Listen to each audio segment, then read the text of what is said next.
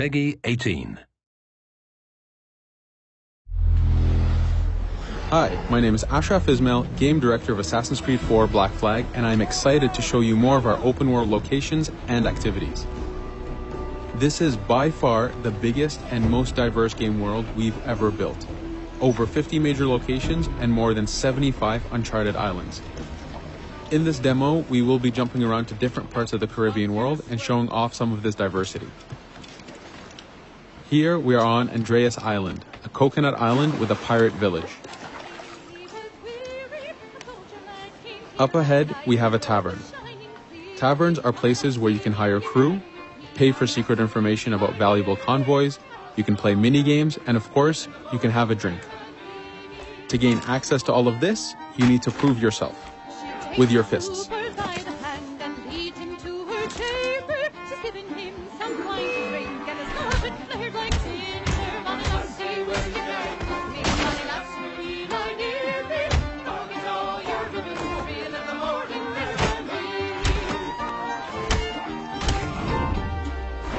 Now that the fight is over, you have access to the tavern and its services. This being a tavern, there's always plenty of rum to be drank, but drinking too much will have some fun surprises for you.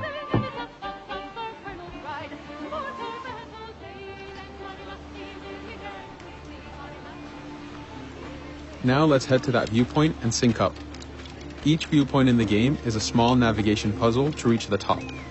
Synchronizing unfogs the map, showing you nearby collectibles and activities, and it also becomes a fast travel point so that you can quickly get back here. The world is massive. We need it to make it comfortable and easy for you to get to where you want.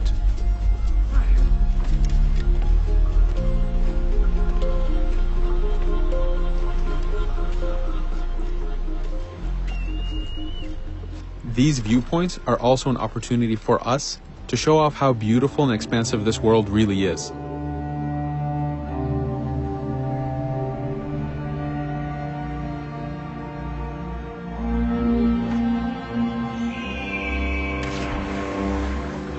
Now we're heading to another important location, underwater shipwrecks.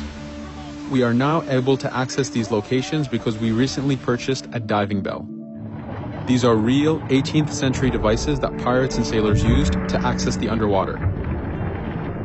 Underwater is how the golden age of piracy started. Through an incredible hurricane, tons and tons of Spanish gold was lost at the bottom of the seabed. This attracted poor, jobless sailors and pirates to dive down and grab this treasure. It was important for us to include the underwater as a new environment because it was so important to the history of piracy. The underwater is full of unknown dangers and predators.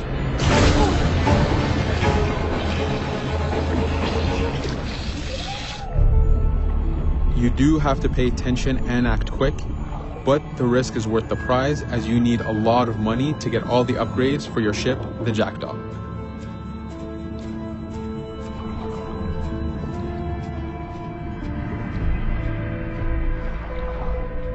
Stealth is very important even in the underwater. Here we can use the seaweed and plant life to keep yourself hidden from sharks and other dangers.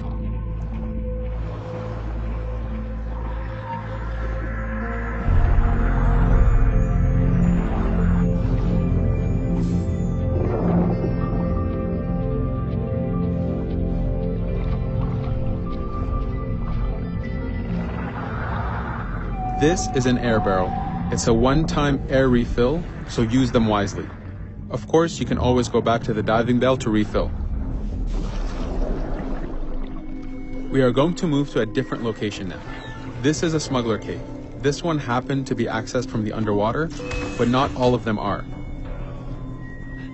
Here, we ran in without looking around, and this got us in a little bit of trouble. But it was only 2 guys and we took one by surprise, so not too bad. Caves are heavy stealth locations. Stealth is key in this game. We've put a lot of effort in to make it a valuable and exciting gameplay for players. Since we came from the underwater, Edward does not have his weapons or guns. You will have to use your stealth tools to get through this. Here, we will utilize the whistle to take out the brute.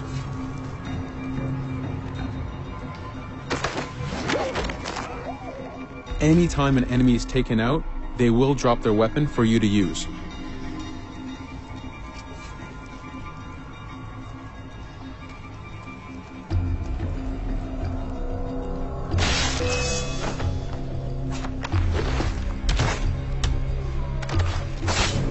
Again, we are taking these guys by surprise and using their own weapons against them.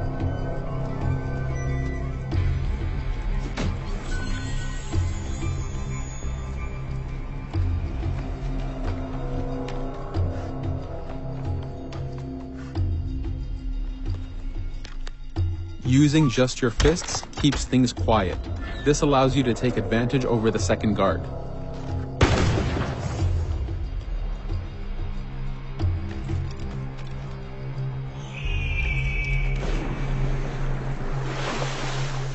Up to this point, we've been doing a lot of pirating. This has attracted the attention of pirate hunters. This is fed back to you with the clashing swords above the health bar. This is a first level hunter after us. You can push the wanted system to reach level 4, where you have a fleet of intense aggressive hunters after you. The horn you heard indicates that this is a charger type ship. This ship is all about getting close and ramming. Each ship type has a unique sound associated to it, the scariest being the war drums of a man of war. Your first mate, Adewale, is always giving you helpful advice and feedback. The chain shot is a stun weapon. Hitting ships slows them down. Great for stopping a charger's attack.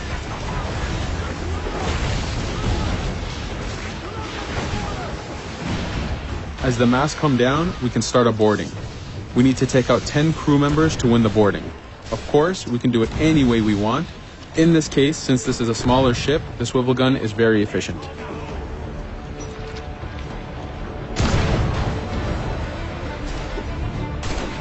There are many objectives in the boarding system, including destroying powder keg reserves and removing the flag from the top mast. But the most basic objective is to eliminate the crew. Here you can see Edward utilizing his dual cutlasses and guns, combining them in counters and combo attacks. You do have a max of 4 shots before reloading, so make them count.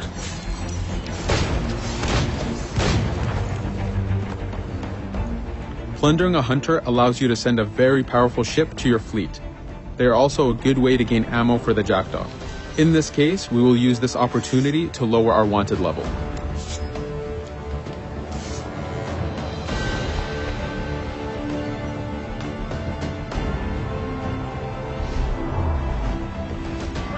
A very important new activity in Black Flag is harpooning.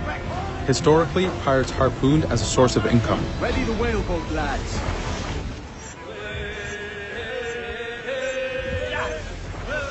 Harpooning is a part of upgrading Edward and his gear. There are many different types of creatures to harpoon, and they are all needed to get every single upgrade. Steady now, lad.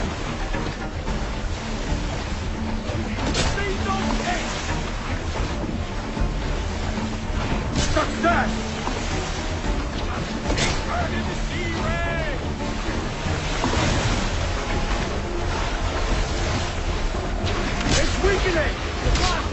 The rope. Stay sharp, lad. This is one of the smaller harpooning targets. Just imagine taking on a great white shark or a blue whale.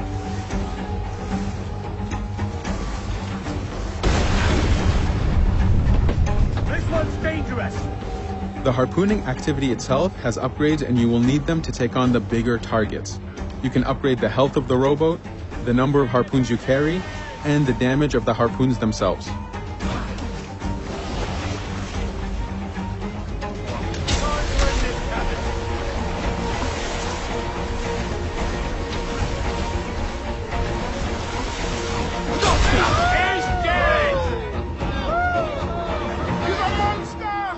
This was just a tease of the activities and locations. There is tons more for you to experience. Thank you for watching.